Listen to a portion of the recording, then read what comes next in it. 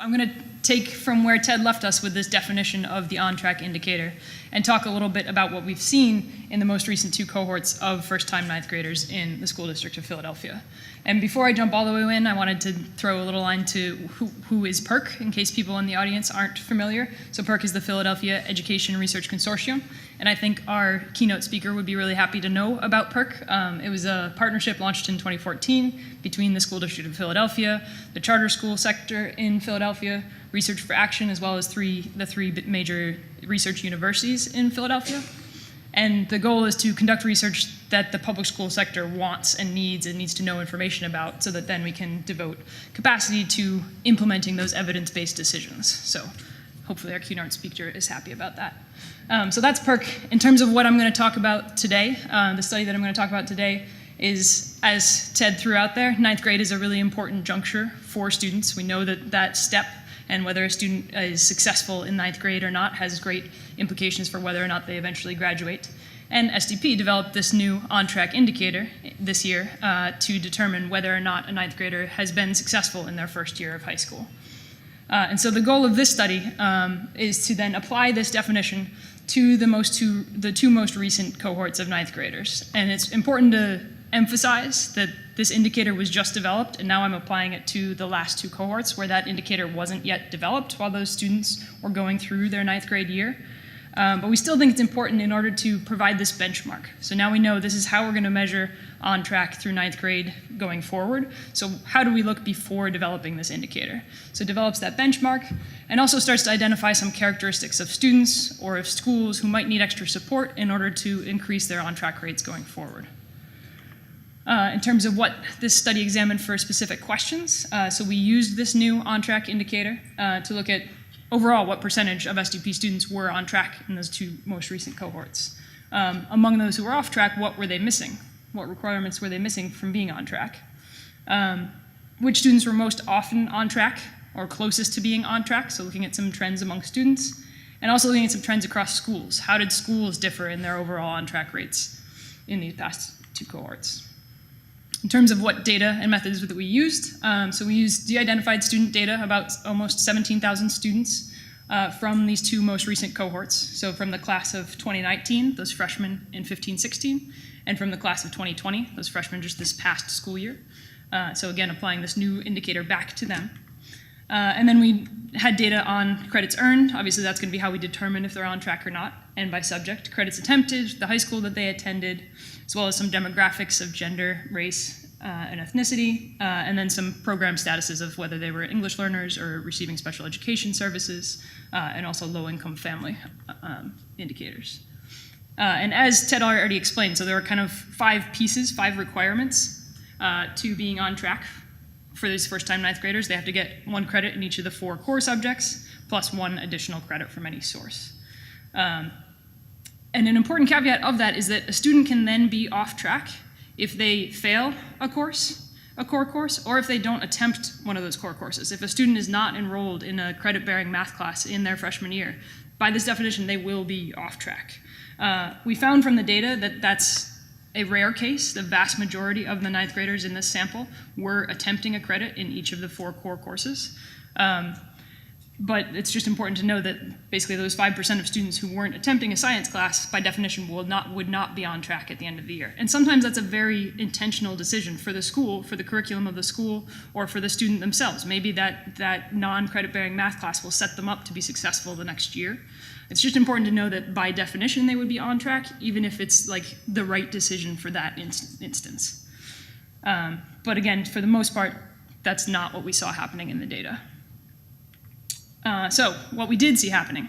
So overall in the district, these are the overall on-track rates. The bar graph across the top is for the full sample, those combined cohorts. We saw 67% of those ninth graders in both of those cohorts were on track at the end of their first year. And we saw a little bit of a difference between the two cohorts, with the class of 2020 looking like they were a little more on track. We only had these 2 years to work with at the time, so we don't know if that's an upward trend or just kind of random noise, something for further analysis. And now we're going to dive in a little bit for those students who were off track. So we saw that 67% of the students were on track. So for those 33% that were off track, which of those 5 components were they missing? And we saw 43%, or so how many of them? 43% were missing just one of those 5 requirements. 15 to 20% were missing 3 or 2 of those requirements. And then 17% were missing 4, and 5% were missing all 5 of those requirements. So for the rest of this presentation, I'm going to talk about these in kind of groups of students. So those that were missing 1, we called almost on track, just that 1 step away from being on track. Moderately off track for the 2 or 3 requirements that were missing, and far off track for those students who were missing 4 or 5 of the 5 requirements, those students that are essentially an entire year behind in terms of their credit accumulation. So let's first dive right into those almost all on track, that 43% of students that were just off by 1 requirement. From this data sample, looking at just those, what is it that they were missing? And we see almost a similar looking picture. 40% of those students were missing their science requirement. So we see the most of them were missing their science requirement, followed by math, and then English and social studies. And looking even closer, and sorry, this one doesn't, but this is kind of blowing out the science one. Looking at, we know from our first slide that 5% of the entire population did not take science. And so here's kind of blowing that out a little bit. We see of those 40% that were missing their science requirement, really 23% of those students were students that didn't take the science requirement. So we see, like, in science, there is definitely a tripping point there, where there were students who were not enrolled in science. Again, maybe the right decision for that student or for that school, but we see kind of a consistent, a significant portion of the students that were missing science were missing it because they didn't attempt it. In all the other subjects, it was 1 to 5% of this, like, sliver were students that did not attempt it. So it's really just science where we see that difference. So that was kind of looking globally at the on-track rates and some details of it. Now we're going to look at on-track rates by different demographic groups. And so here we have female and male students, and we see here is the percentage of students that were on track. Oh, you're right, the font got a little screwed up.